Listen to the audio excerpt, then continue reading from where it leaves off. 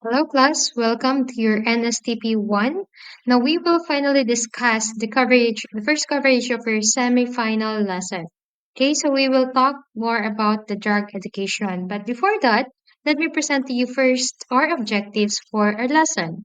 First is to educate you students the possible cost and effect of using illegal drugs, describe symptoms of drug addiction, and reflect on the reasons why people resort to drug abuse. Okay, so I know that you are already familiar with drug education because as for the present there are a lot of things that are happening that is connected to drugs. Okay, so when we talk about drugs, it is a substance used as a medicines or in making medicines which affects the body and mind and have potential to abuse without an advice or prescription from a physician.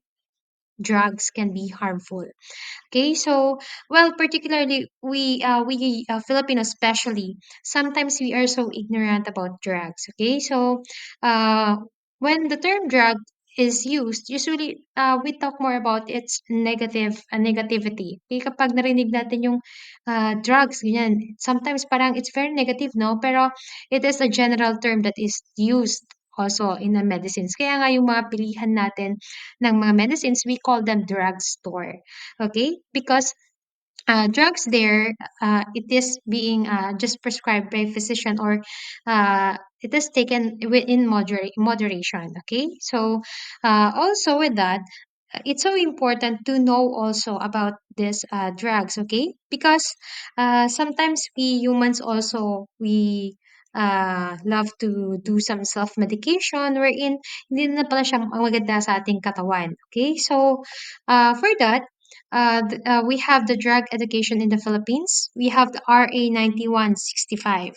It is an act instituting the Comprehensive Dangerous Drugs Act of 2002. Under the Section 1, this act shall be known and cited as the Comprehensive Dangerous Drugs Act of 2002. Okay, so we will particularly talk about when we talk about Section 5, it talks more about the penalties or punishment that is done by those people who sell these illegal drugs. Okay, while Section 11 naman, it talks about the possession of dangerous drugs. Okay, of course, it has something to do again with the penalties and punishment that they can have. Okay, they can have life imprisonment or to death also. And Section 15 there talks about the use of dangerous drugs. Okay, so again, these penalties are under all about drugs under RA 9165. Okay, and we also have the DDB or the Dangerous Drugs Board. Okay, so this one, they are the ones who are committed to stamping out illicit supply and off demand for dangerous drugs and precursor chemicals, and to promote regional and international cooperation in drug abuse prevention and control. DDB is also they are also in charge of plans and formulate policies and programs on drug prevention and control. Well, PDEA, or the Philippine Drug Enforcement Agency, they are responsible for efficient law enforcement of all provisions on any dangerous drugs and for precursors and essential chemicals. Okay, it's very important, class, now to discuss with you what is all about the drug education because basically on the under the profile of drug abusers from the year 2020-23, a total of 82 drug abuse treatment and rehabilitation centers are reporting to the treatment and rehabilitation admission information system of this 75 residential and 7 are outpatient. Based on the data about the profile of drug abusers, 52.07% there with the civil status of single and 57.90% are employed, while 26.96% are high school level and 26.11% naman are from urban, okay, particularly in NCR. So with the drug education, we can be enlightened with the use of these illegal drugs. And education is very important because sometimes when we are not willing to learn about this, we become ignorant, and we're so easily attacked by this different abusers also. Or of course, mamaya we are so ignorant na drug na pala yung illegal drugs na pala yung binibigay sa'yo, but because you don't know anything about it, you'll just buy and take it. Okay, so it's very important for us to learn all these things. Okay, so with that, what is drug abuse and drug addiction? Okay, so drug abuse, also known as substance abuse, involves the repeated and excessive use of chemical substances to achieve a certain effect. These substances may be street or illicit drugs, illegal due to their high potential for addiction and abuse. Okay, so when we talk about street drugs, these are the illegal substance. This street drugs is a term used by the abusers to describe the drug or its action on the body, or to just confuse the police agents who are looking for heroin suppliers. Okay, so these users also, kumbaga, gumagamit sila ng ibang mga terminologies. Parang sa ganun, they can confuse those people who are really ay yung mga, the one that catches o nanghuhuli sila ng mga gumagamit, okay?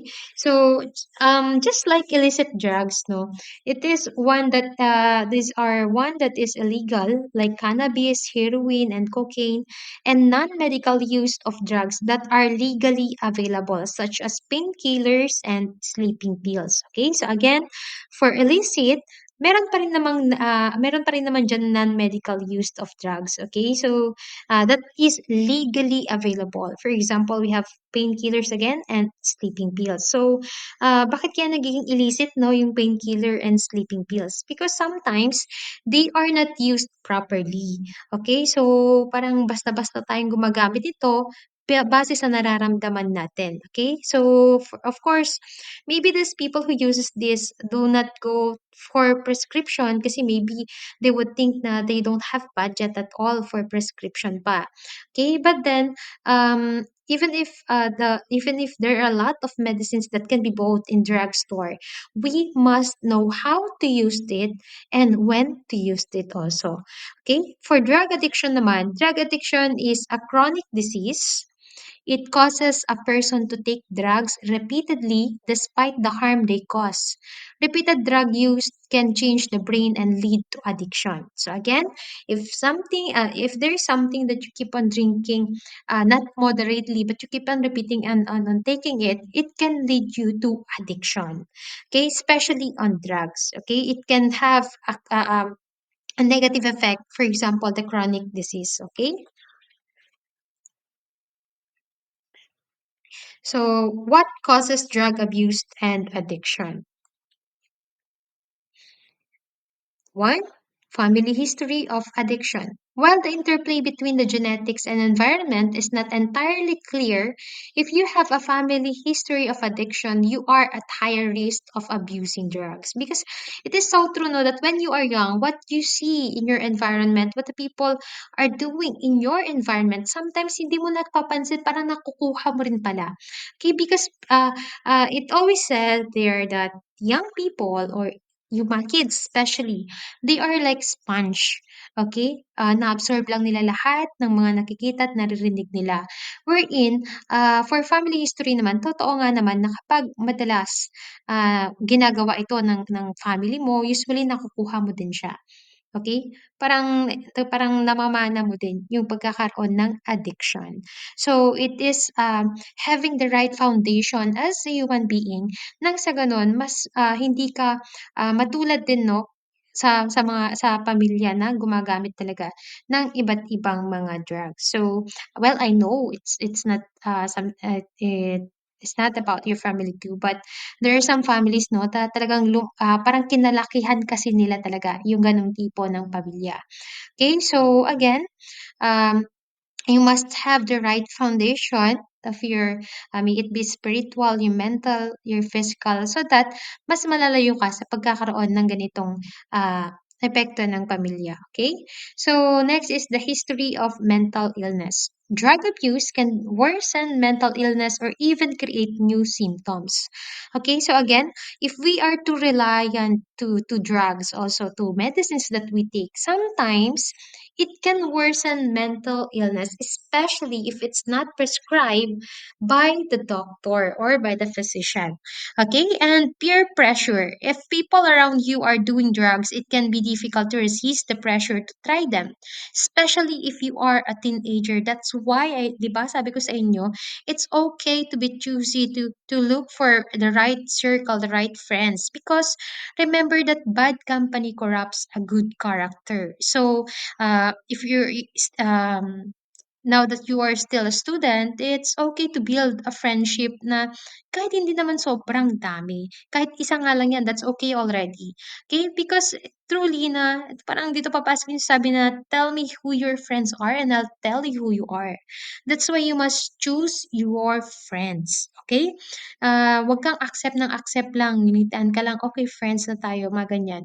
Okay, you have to have someone around you, or fill your circle with people who will help you to grow.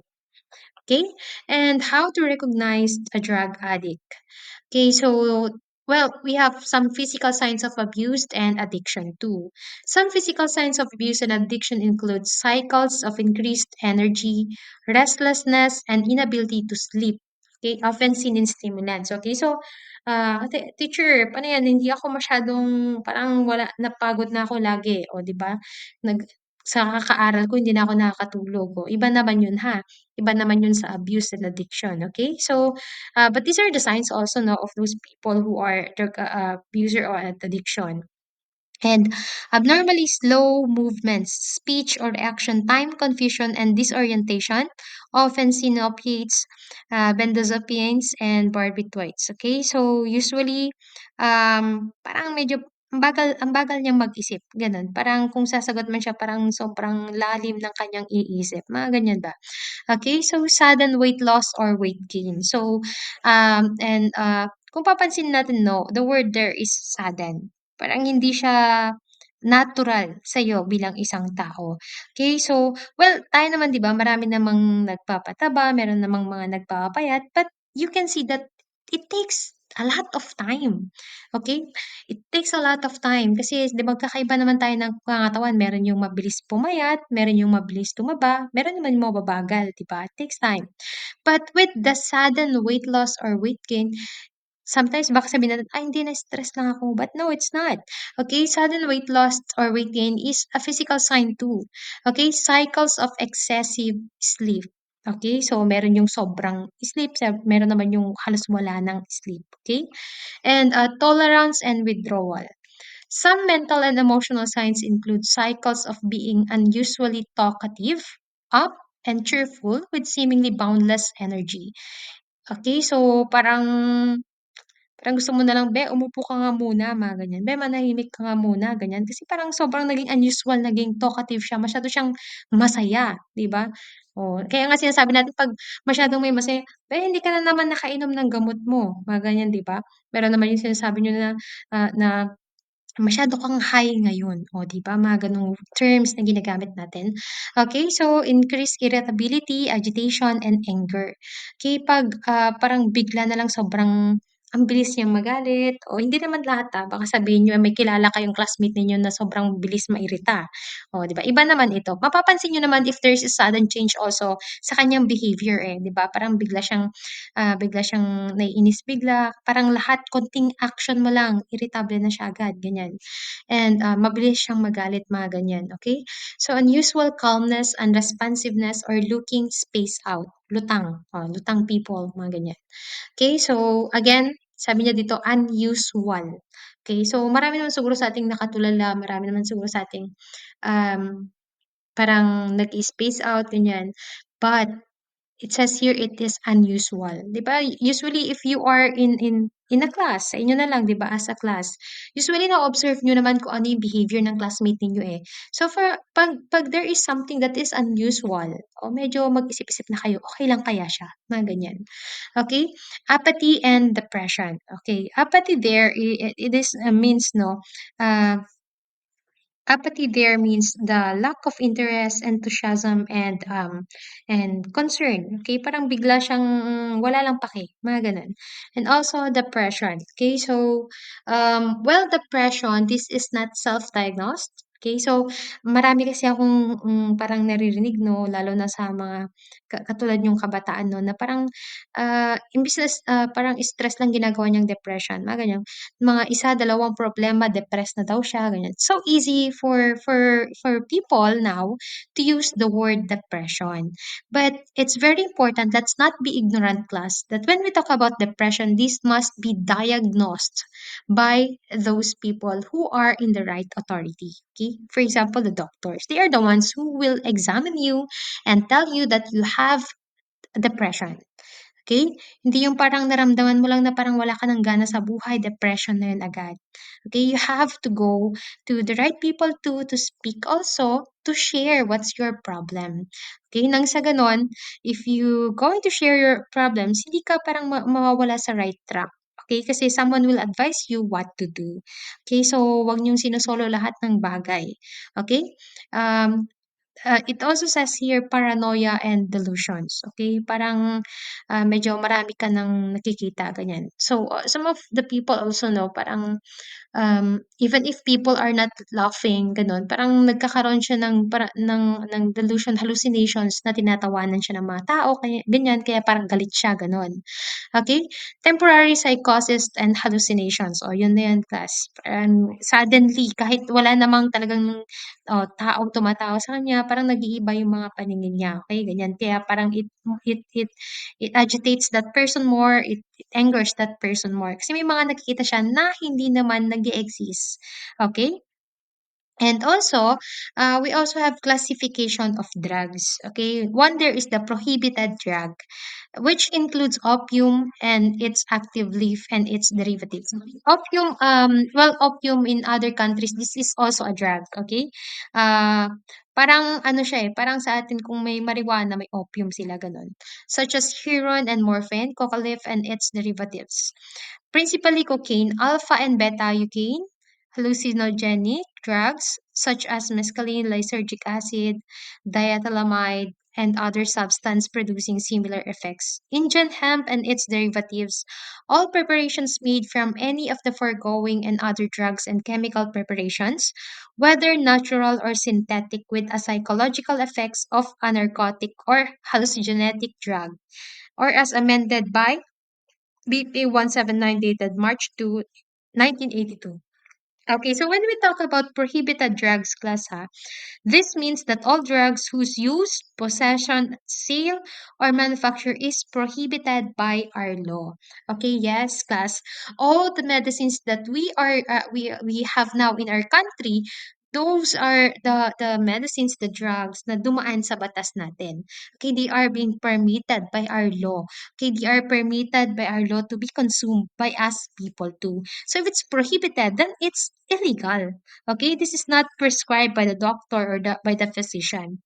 And regulated drug, which includes self-inducing sedatives. Oh, again, the word there, ha? Self-inducing sedatives such as secobarbital, phenobarbital, pentobarbital, barbital, amobarbital, and any other drug which contains salt of and sumer of amphetamines such as benzathine or desothine, or any drug such produces a psychological action similar to amphetamine, and hypnotic drugs such as metacolon, nitrazepam, or any other compound producing similar psychological effects as amended by the Presidential Decree number 1683 dated March 14, 1980. Okay, so again, when we talk about regulated drug, these are self-inducing sedatives. Okay, and okay, so again, regulated drug, these are those one that is researched, manufactured, distributed, and administered under the supervision of regulatory authorities and or international agreements. Okay, so ibig sabihin, when we talk about regulated drug, these are good for us to be consumed also. Okay, so ito yung mga taken by moderation and by prescription also of those who are in authority. Okay, so commonly used and abused drugs. Number one is marijuana. Okay, so it has an harmful effects. Marijuana slows down the user's mental and psychomotor activities. Again, when we talk about psychomotor activities, these are the activities done by human. For example, sa trabaho man yan, o ito yung mga gawain natin sa araw-araw. Okay? Users don't remember what they have learned when they are high. Okay? The effects of marijuana can also impair thinking, reading comprehension, and verbal and mathematical skills. Okay? So, kapag gusto nyo tumalino, huwag kayong mag-take ng marijuana. Okay? So, kung gusto ninyong mas mag-grow pa ang iyong kaisipan, physical, mental, spiritual, do not take marijuana because it is or it abused also our body. Okay? So, usually ito yung naririnig natin in terms dito, no, na maraming taniman ng marijuana, ganyan. Kaya ang ginagawa ng pulis, sinusunog nila. Okay, so, ano kaya nangyayari, no, pag nakakuha nila yung usok? Okay, that is marijuana. Okay, so, again, kapag nakakita kayo ng mga ganyan, iwas-iwasan ninyo, okay? So, these are the immediate effects of marijuana. Faster heartbeat and pulse rate. Okay, so tumitibok naman na dati ang puso ninyo, huwag niyo nang pabilisin. Okay, kasi nakakatakot ang mabilis ang heartbeat. Bloodshot eyes, syempre ito na yung pamumula ng ating mga mata. Hindi ka may sore eyes, okay? 'Di ba 'pag mga ganyan, baka sabihin nila 'pag biglang namula yung mata, sore eyes lang 'to, ganyan. Dry mouth and throat, altered sense of time or disorientation. You are not really aware of the time, of the day, of where you are, mga ganyan. Forgetfulness and inability to think. O, 'di ba? So, ang sobrang negative niya, kaya wag ninyong iisiping gawin. Okay? And impaired reflexes, coordination, and concentration. Okay, it also have acute panic anxiety reaction, extreme fear of losing control. Okay, so marijuana, hindi naman siya totally masama, class, because there are a lot of studies also about marijuana that it can be used for medication. Okay, it's just that um, ang mga tao kasi 'di ba, kasi nga sobrang daming problema, mga ganyan, parang they keep on looking for something na that could forget their problems. But, problems are good because these are the challenges that pushes us to be good, to be a better person. So, if you have problems, well, I know wala namang taong walang problema, pero walang taong may gusto ng problema, mga ganyan, 'di ba? Pero let's always resort to a better solution. Okay? Because all of us, as human, we all have our own purpose in life. Okay? And so with that, these are the long-term effects. Chest pain, biglang sumakit yung dibdib mo, parang ilang araw nang masakit ang dibdib mo, mga ganyan. Irregular menstrual cycle for girls. Okay? Temporary loss of fertility for both sexes. Okay? So, again, fertility for both sexes, hindi lang po babae, pati lalaki. Premature babies, low birth weights, and cancer. Ito yung mga nakakalungkot na gumagamit ng mga marijuana, okay? May mga times na alam naman nila that they are pregnant but still gumagamit sila. Okay, so 'di ba parang hindi ka na nag-isip talaga sa part na 'yun. So it's very important for us to be educated na well, even if you're not pregnant, um it's very important for us to learn the harmful effects of this marijuana also because you must love yourself, okay? So kapag mahal mo 'yung sarili mo, wag kang gagamit, wag kang gagawa ng mga bagay na makasasama sa pangangatawan mo. Okay? And again, nandiyan 'yung cancer, 'di ba? And there was a year na parang sobrang tumaas din 'yung cases ng death caused by cancer. Okay, kaya then tignan niyo din 'di ba yung mga even the cigarettes 'di ba naglalagay na sila ng mga pictures ng mga effect 'pag gumamit ka, pero ba't marami pa ring gumagamit 'no? Gano'n katigas ang ulo ng mga tao. Okay, so marijuana burnout. May burnout pa siya. Dull, slow-moving, inattentive, and unaware of surroundings. Ito na yung parang you lost control already. Okay? So, parang everything that arounds you is parang hindi mo na nauunawaan. Okay? So, Ang mga bagay na nangyayari 'pag hindi mo na nauunawaan lahat ng nangyayari sa kapaligiran mo, you can lead yourself to death, okay? And also, oh, shabu. Tara, shabu, mga gano'n pala, pagkain pala yung shabu-shabu 'no? Ginagamit pa natin 'tong mga term na 'to para lang ano, para lang makipag-joke din tayo minsan 'no, 'di ba? Shabu also has its harmful effects. Shabu is a white odorless crystalline powder with a bitter numbing taste. Numbing taste, parang 'pag when we say numb, wala yung nararamdaman mo yun, eh.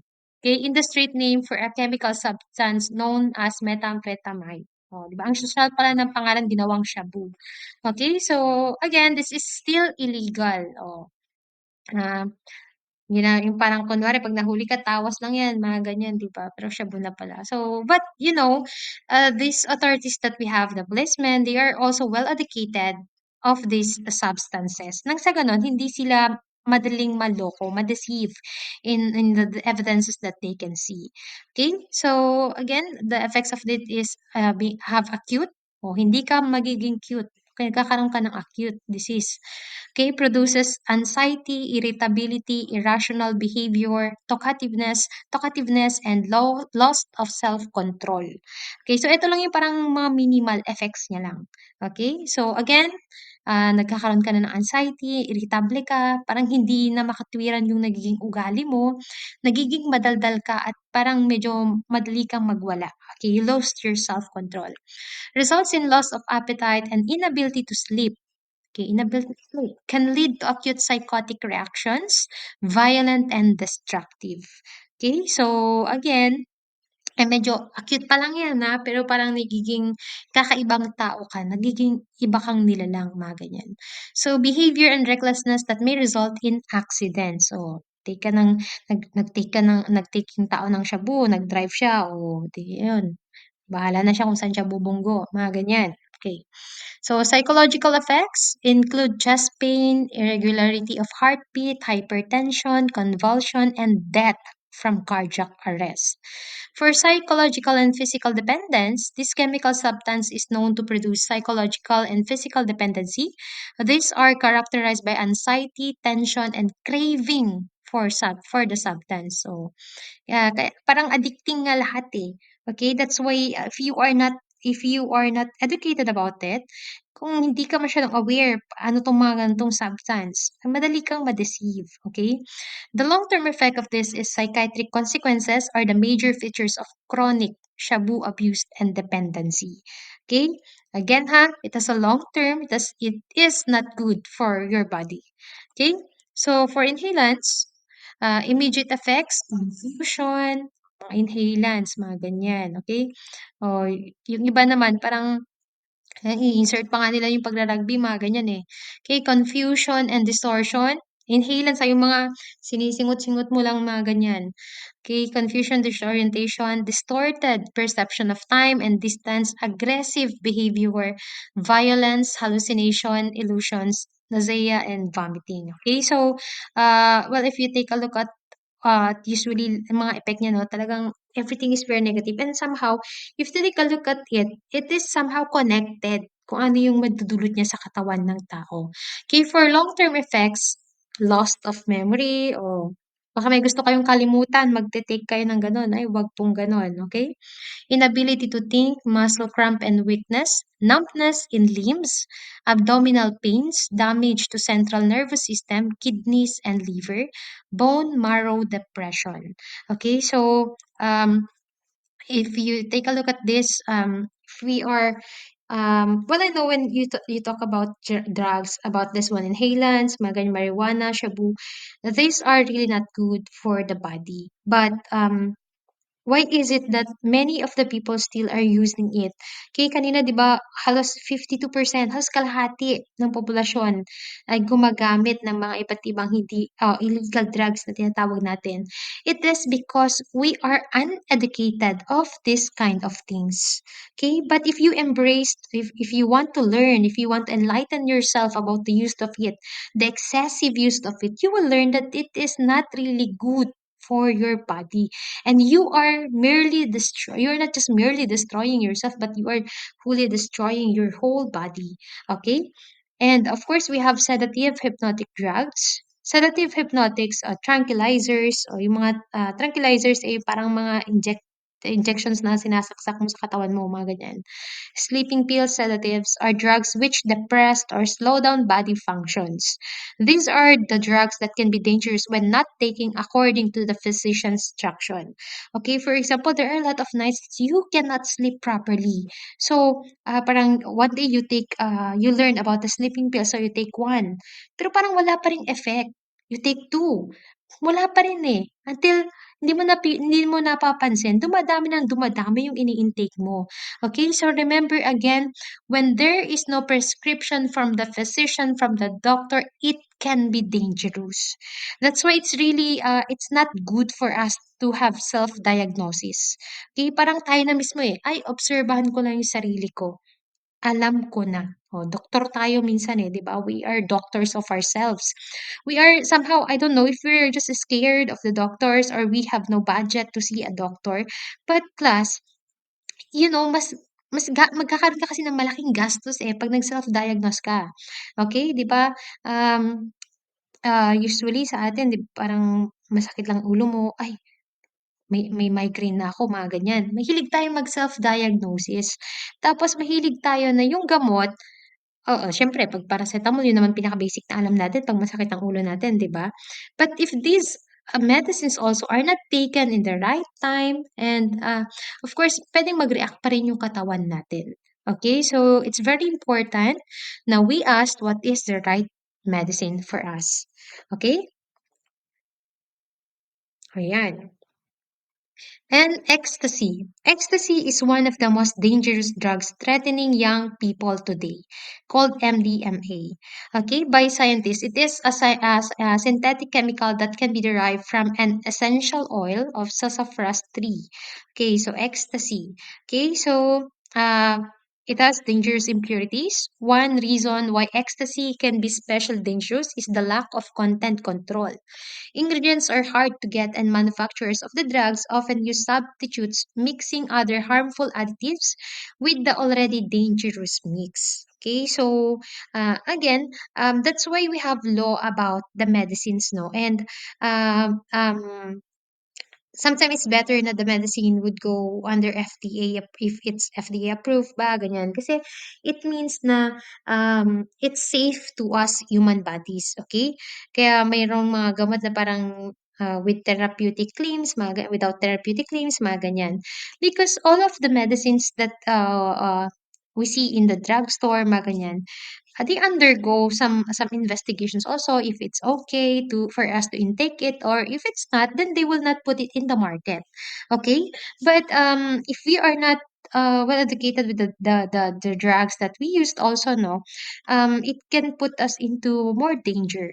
Okay, so common side effects of ecstasy is the following effects: start within 20 minutes of taking ecstasy and can last for 4 to 6 hours longer. Okay, so after taking it,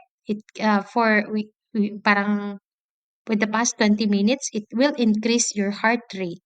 Okay, increased your body temperature, increased blood pressure, increased confidence. Okay, may confidence pa siya, pero it's a no, no, no. Nausea, anxiety, feeling of well-being, happiness, love, sweating, loss of appetite. Kaya kung titignan ninyo, parang yung mga pinapakita nila, no, na nag-take ng drugs, parang sobrang saya nila, mga ganyan. Pero wag niyong ita-try, iba yung kasiyahan nila, okay? Pansamantala, sobrang pansamantala ng kasiyahan nila.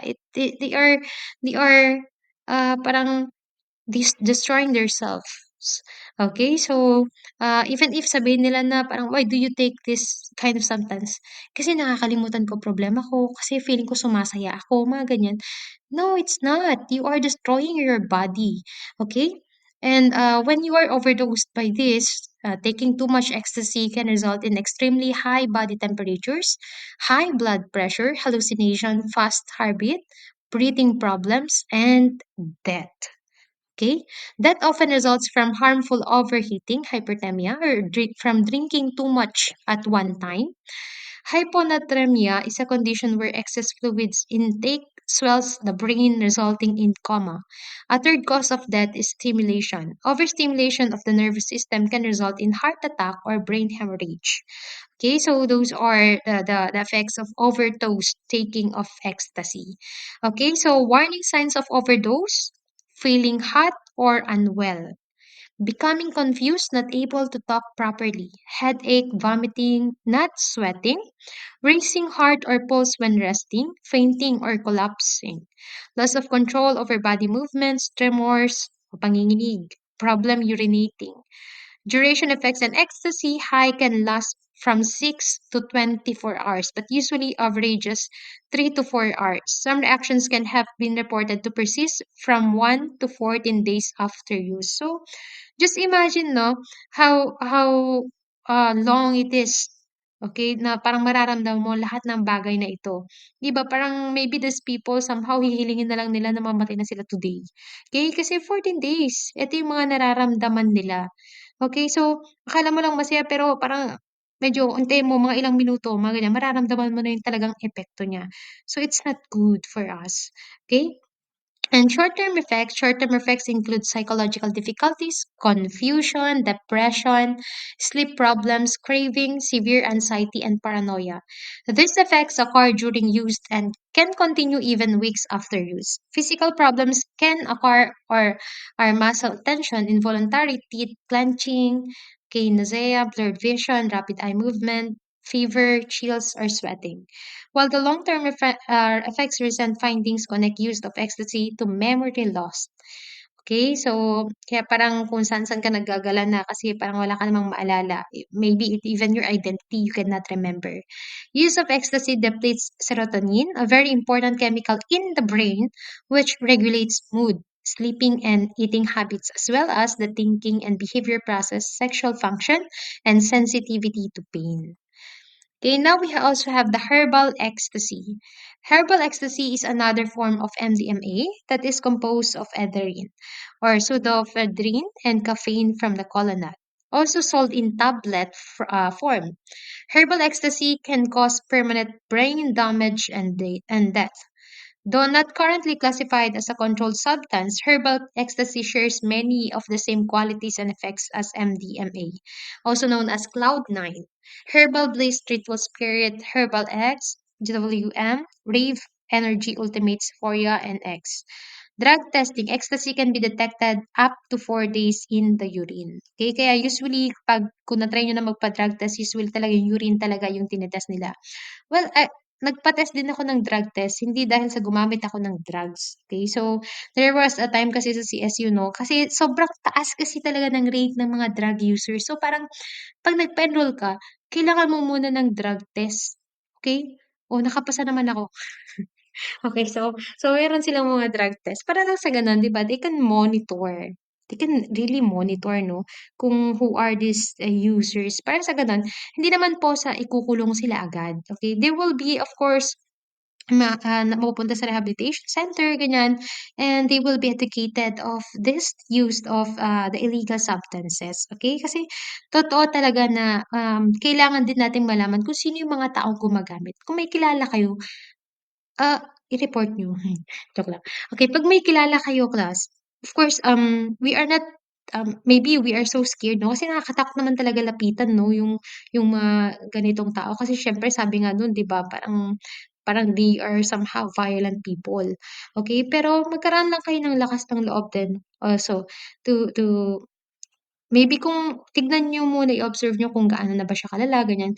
Kung sa sarili mo kaya mo pa bang kausapin siya, 'di go. Pero if you can't, go to the right authority already.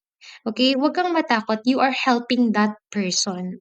Okay? Huwag mong hayaan na mapunta siya sa yung mga pinag-uusapan na natin o magkaroon ng memory loss, mawala siya sa sarili niya, maging violente siya, hanggang it can lead to death. Okay? So kung mahal mo yung taong yun, 'di it's okay na you ask the authority, okay? Para mapunta lang siya maging maayos yung kanyang kalagayan, okay? So, sometimes bakit nga ba parang ang daming gumagamit pero bakit parang kahit sinasabi sa report na may nahuli, pero bakit parang hindi nababawasan yung bilang? Kasi even us people also 'Pag may kilala tayo natin, ayaw nating i-report kasi nga feeling natin magagalit yung taong yun or feeling natin ma-e-FO tayo, mga ganyan. But if you truly love that person, you will do it for his or her betterment. Okay? Because at the end of the day, ang pinaka-end ng mga gumagamit is death. Okay? Now we go with alcohol. Alcohol is the oldest and most widely used drug in the world. Alcohol, drug pala ang alcohol, di ba? Nearly half of all Americans over the age of 12 are consumers of alcohol. Dealing with drunkenness and with alcohol related crime, violence, and disturbances can consume more resources than any other aspect of police operations, while the health consequences of alcohol abuse add more enormously to national healthcare costs. Okay, so um, when you talk about drugs again, hindi lang siya limited sa for example sa marijuana, sa ecstasy, sa shabu, mga ganyan. Pumapasok din pala diyan ang alcohol. Kasi totoo naman 'di ba, na parang people can be addicted with alcohol too. Okay, so marami pa ring mga tao na mahilig uminom ng alak. O again, ang rason na naman nila, nakakalimutan nila ang problema nila, mga ganyan. Kaya, well, ang dami ang daming mga at your age na marunong ng uminom. High school pa lang umiinom na. 'Wag naman sana kayo, okay. So, once kasi sabi nga nila kapag natikman mo na kasi ang isang bagay at inulit mo, ang kumbaga ang kalalabasan nun is parang paulit-ulit mo na at magiging normal na lang yon na gawain mo. Okay, so again, bahala na kung sino ang matamaan, okay. Mabukulan nawa kayo, joke lang.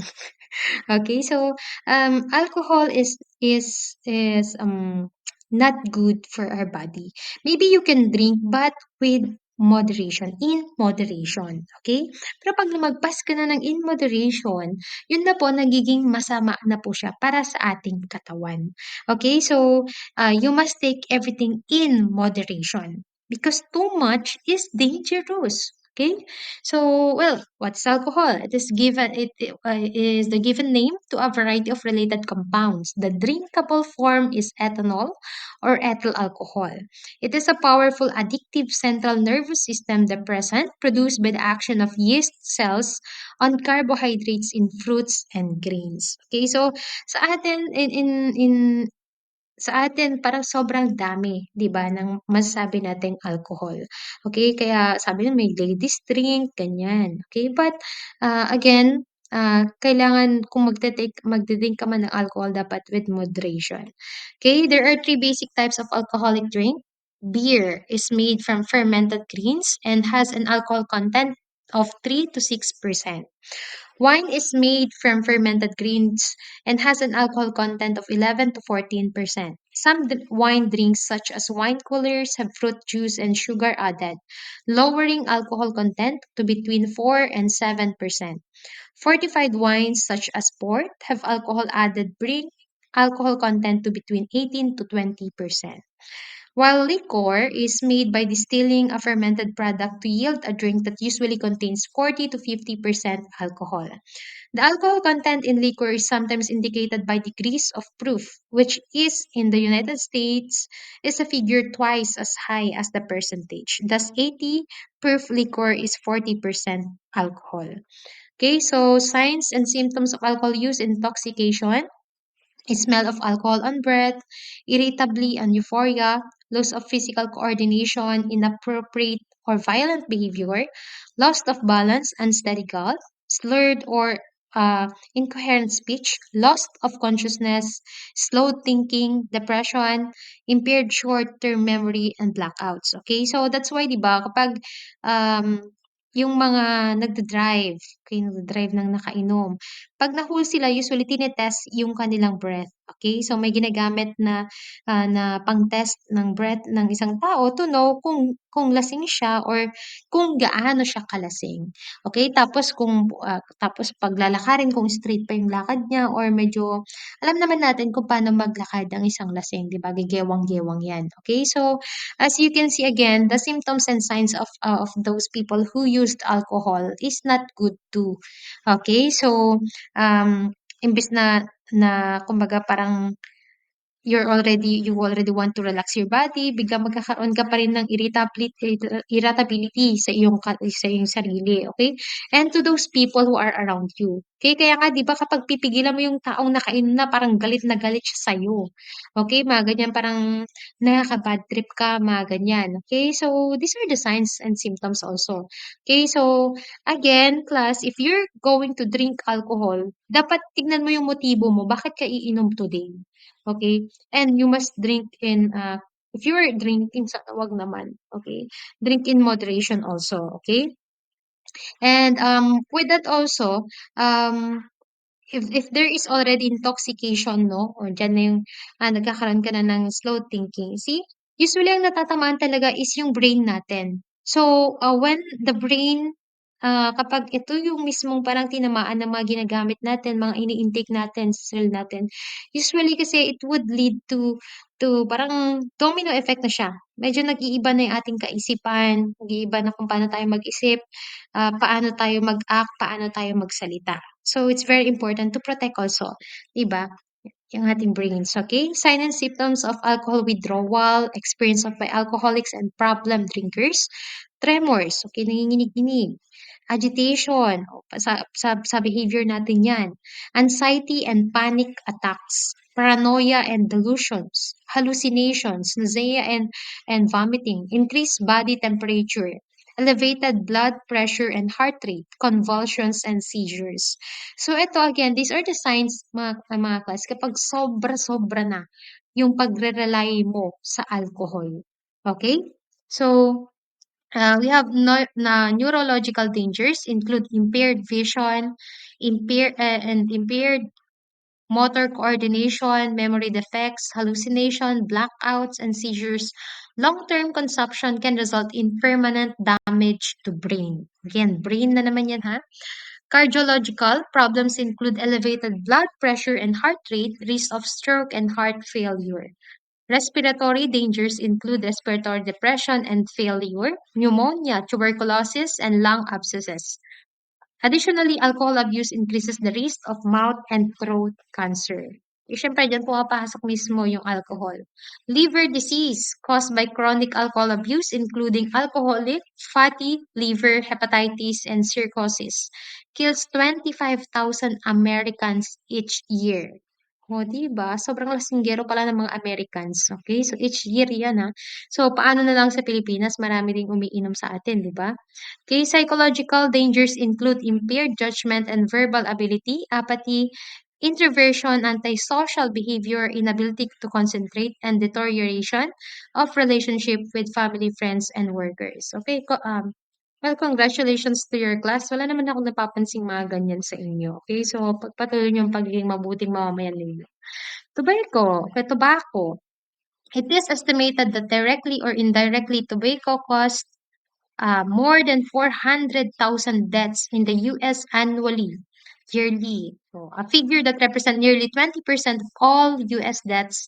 Now, these deaths have been attributed to a number of conditions defined as tobacco-related, including heart disease, 115,000 deaths, cancer, 136, chronic pulmonary disease, 60,000, and stroke, 27,000. Okay, so just imagine, no, those people who are using naman tobacco. Kanina alcohol, ngayon naman tobacco, okay? So, titignan natin kapag masyado nang naging lifestyle natin na nagte-take kayo ng alcohol, gumagamit kayo ng tobacco, unti-unti mo ring pinapatay, no, yung katawan. Okay, well, ayan, what is tobacco? The first European settlers in North America were introduced to tobacco smoking by Native Americans. By the early 16th century, the settlers were exporting tobacco to Europe, where it was believed to have curative powers. By the end of the 19th century, tobacco use was common in North America, but the quantity of tobacco that each individual used was still relatively small. A number of factors that contributed to a 20th century surge in tobacco use, invention of the safety match made it safe and easy to light up, and invention of the cigarette manufacturing machine made it possible to produce pre-rolled cigarettes in great quantities. Okay, so well, again, they said no, they believe that it has a curative powers. Di ba, healing for everyone, oh, mga ganyan yung tobacco daw noon, okay? Okay, so, well, way back then, because there are, hindi naman sobrang dami ng mga factories noon na nagma-manufacture ng mga tobacco. So, parang medyo minimal lang, konti lang yung napoproduce. But because of the invention of cigarette manufacturing machines, naging posible yung sobrang dami, okay, ng pag-produce ng mga cigarettes until parang lahat na, no, marunong na at nakakaalam na kung ano yung sigarilyo o tobacco. Cigarette use continues to grow at a rapid pace and peak at over 40% of the nation adolescent and older population by the mid 1960s. About this time, several epidemiological studies were released, including U.S. Surgeon General's influential 1964 report pointing to the connection between smoking and such diseases as a cancer and respiratory illness. As these and subsequent studies were publicized, fear of long term illness caused many smokers to quit and many potential users never to begin. Okay, so because of sa pagdami, no, na because many people already used this cigarette or the tobacco, nagkakaroon din ng iba't ibang mga study how it affects those people. Of course, they are part of the study already, the people who are using it. Parang they tried to see also kung meron ba siyang good effect or bad effect sa mga tao na gumagamit nun. So with that, of course, because of these studies also, they can point out the different diseases that can be taken from the use of that of this cigarette. Okay, and with that, they tried to publicize it. Okay, they tried to bring the result of the study to be known by the people. Okay, and with that, because of the diseases that are being pointed out, mayroon namang mga tao na they feared about the long-term illness that it can be given to them by this cigarette, okay? And so with that, some smokers quit and many potential users never to begin. Okay, so maganda rin talaga na parang we share our knowledge, okay, the informations that we know towards other people to educate them, to enlighten them. Ano nga ba yung epekto ng paggamit o pag-take ng cigarette, no? Okay, not just cigarette but all those illegal substance also at also yung mga alcohol. Okay, kasi minsan talaga kapag na-try mo tapos parang wala namang effect, pero okey naman, mga ganyan. We try to do it again, okay? Not knowingly na parang unti-unti pala meron ka ng sinisira sa katawan mo. Okay, so, with that, sa ganito ring paraan 'no, is nabanggit ko na kanina ito na, yung mga boxes ng cigarettes usually may mga pictures na siya ng mga diseases that you can take if you try to smoke. Okay, but then parang tinatawanan lang siya ng mga users, ng mga smokers natin. Usually parang wala silang pakialam. Hindi nga nila binabasa yung box, eh, basta kumukuha na lang sila at nagti-take ng cigarette, 'di ba? Parang gano'n ka-ignorante ang mga tao. We don't mind of what is written in in that box, okay? Parang pumirma ka na binebenta mo yung bahay mo na hindi mo nalalaman, mga ganyan. Okay, so it's very important for us also na kung ano man yung binibili natin, ano ba yung ite-take natin, it's very important that we must be educated by the effects of these things, of these substances, okay? And we have here the passive smoking. Passive smoking is the process that causes non-smokers to inhale smoke involuntarily. Some of the smoke they inhale is known as side stream smoke, the smoke that smolders off the end of a cigarette, cigar, or pipe. The smoke has either passed through a filter nor through the lungs of a smoker and is therefore extremely potent, containing more tar. nicotine, particles, and gases that inhaled smoke. Side stream smoke can cause respiratory distress and allergic reactions as well as lung cancer. Ito na yung mga tinatawag nating parang mga secondhand smokers, okay?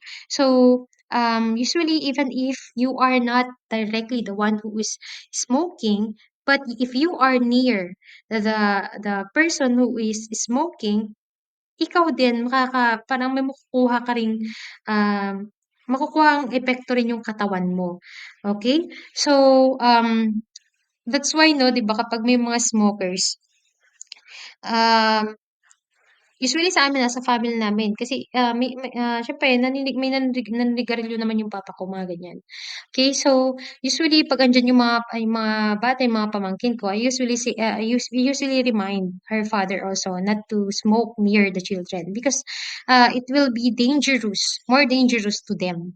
Okay, so gano'n din naman, we non-smokers are not excused to that. Okay, kaya kapag may naninigarilyo, medyo lumayo-layo ka kasi totoo naman na talaga yung smoke na nilalabas nila, hindi na lang kasi nila lunukin 'no, oo. Mangdadamay pa sila ng ibang tao, eh, okey? So, 'di ba parang mga ganyan. So, you must be away from these smokers, okey? So, kung sa family niyo rin may naninigarilyo, maybe you can ask them na if kung hindi nila matanggal, okey, medyo lumayo sila do'n sila sa side ng inyong maybe meron kayong beautiful garden there, o dun ka na lang, 'wag dito sa loob ng bahay, mga ganyan. 'Wag dito sa may mga tao. Okay, you explain to them. Okay, kasi, there are a lot of smokers that are not aware, na may effect pala yung nilalabas nilang smoke every time that they are smoking. So, you can try to share to them na, "Uy, alam mo ba ganito pala yung effect ng paninigarilyo sa sarili mo at para sa mga taong nakaka-inhale ng smoke na nilalabas mo, okey? So, 'wag mo na kaming idamay, ganyan na lang kayo, okey? 'Wag mo na kaming idamay." Okey, so, um, it's very important 'no na pati pala yung mga taong hindi naman naninigarilyo pero nandun ka beside that person na smoking, mas naapektuhan din yung kalusugan mo. Puwede ka ring magkaroon ng lung cancer, okay? So, tobacco has been implicated in cancers of the lungs, mouth, throat, larynx, esophagus, stomach, pancreas, uterus, cervix, kidneys, bladder, and some forms of leukemia, cardiovascular diseases, heart attack, fatal heart failure, and stroke, pulmonary diseases such as sinusitis, bronchitis, pneumonia, emphysema, and tracheitis, inflammation of the trachea, reproductive complications such as miscarriage, premature birth, birth effects, and especially low birth weight babies and babies with development problems. Nicotine depresses the appetite at a time when a woman should be gaining weight, and smoking reduces the ability of the lungs to absorb oxygen. Okay, so deprived of nourishment and oxygen, a fetus may not grow. Okay, so if we take a look no at the effect of smoking and also passive smoking also, ito yung mga nagiging epekto niya. So kung papansinin natin, even lalo na sa mga nagdadalang tao, mga ganyan, it's very dangerous, okay? Na kapag ang isang tao ay pregnant ta's naninigarilyo siya, parang kino-compromise niya rin yung health nung, bata sa sinapupunan niya, okay? So, with that parang 'pag pinanganak niya biglang parang parang may kulang, parang may sobra, parang hindi mahina yung heartbeat nung bata, ganyan. Kasi it has something to do also with your environment and with you also as a person also.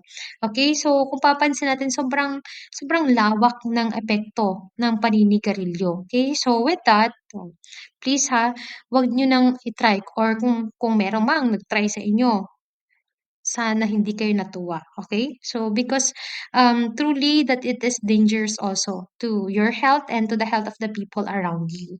Okay? So, we must be aware and we must be enlightened also of these effects, okay?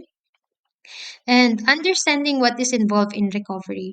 You cannot force someone you love to stop abusing drugs. Don't expect your loved one to be able to quit without support. Recovery will be an ongoing process. So, ito na yung sinasabi ko kanina na if you know someone that who is taking illegal substances or drinking too much alcohol, masyado siya nagre-rely sa alcohol, wala siyang araw na hindi siya naninigarilyo. truly, if you love that person, you will support that person to quit that certain na ginagamit niya. Okay, wag mong supportahan na, "Oh, bigyan pa kita ng pambili," mga ganyan, okay? No, not that like that one. Okay, so we must understand na if someone is taking illegal substances, if someone is relying to alcohol, to cigarette, do not expect na pag sinabi mo na, "Pag mahal mo ko, ititigil mo yan." Wow! Okay, magic. Okay, so even if that person say yes, hindi niya agad ititigil yan. Okay, so it will take time, lalo na kapag masyado na siyang nag-rely sa mga substances na yan. Okay, so well, usually I know someone also no na because of health concern also, he tried to stop smoking, stop drinking alcohol. May mga ginagawa sila eh na kumbaga parang magki-candy na lang sila, mga ganyan. Pero it's more on disciplining yourself too. Okay? That if you love yourself, if you love your family, you must quit even if it's so hard to. Okay? So, again, you cannot force someone you love to stop abusing drugs. Okay? Hindi kasi ikaw eh. Wala kang idea, di ba? Wala kang kaalam-alam sa magiging epekto nito. Kaya nga nakikita mo, hinayaan mo na mag-alcohol siya, hinayaan mo na mag-smoke siya, di ba? Ma'am, parang kasalanan ko pa ah. Okay. So, all of us, we are accountable of the people around us. Okay? So, if you know yourself na you can no longer help that person to stop, to change the ways, the realize that he does in his life, you can ask the people who are really in the authority to do so. Okay? So don't expect your loved one to be able to quit without your support. And yung support na ibibigay mong yun yung sinasabi ko kanina na kung hindi mo na kaya, punta ka na sa may authority. Okay, wag naman diretso ng pulis, okay? Wag naman doon. Ano 'yan, papakulong mo agad? Okay, 'di ba? Meron naman tayong tinatawag na rehabilitation center. Okay, this one, people I know and I believe that people are want to change also. Okay, so mas dapat paniwalaan mo din yung taong yon na magbabago siya. Okay, wag mong ihusgahan agad na ay nagawain niya na yan eh, nothing will change, 'di ba? Naging abusado na siya eh, nothing will change. Ako nga na kapatid, ako nga na ganyan, oh, 'di ba masyadong malapit ka sa taong 'yan. Hindi ko nga siya masabihan, eh, nanay ko nga hindi niyan masabihan, eh, okey? So, ano pa bang pagbabago niya, okey, 'di ba? Kasi at first dapat walang judgment towards that person, okey? So, dapat inaalala mo yung ikabubuti ng taong yun. Okay? So recovery will be an ongoing process. Ongoing process. Okay? For someone to change, there is a process na he or she must go through. Okay? Mahirap man yung process na yun, kailangan niyang pagdaanan yun nang sa ganun, matanggal niya or mabago niya yung mga kaparaanan ng kanyang buhay. Okay? And that is with the use of drugs. Okay, so again, I hope you all learn something today, class, and I hope that you are enlightened with the use of this drug. So again, when we talk about drugs, it's not particularly negative. Kasi nga, may tinatawag na tayong drugstore, di ba? Kung nagbebenta sila doon ng legal drugs. Okay, di ba? Pag ignorante kayo nang iisipin mo. Okay, but I hope you are well knowledgeable of the illegal substances and the effects of it, may it be short or long-term effects. But at the end of the day, illegal substances, may it be also in the form of alcohol and cigarette, it can all have a dangerous effect to our bodies. And also, these illegal substances can lead to death. Okay, so that's all for your drug education class. I hope you all learned well. Okay, thank you and God bless everyone.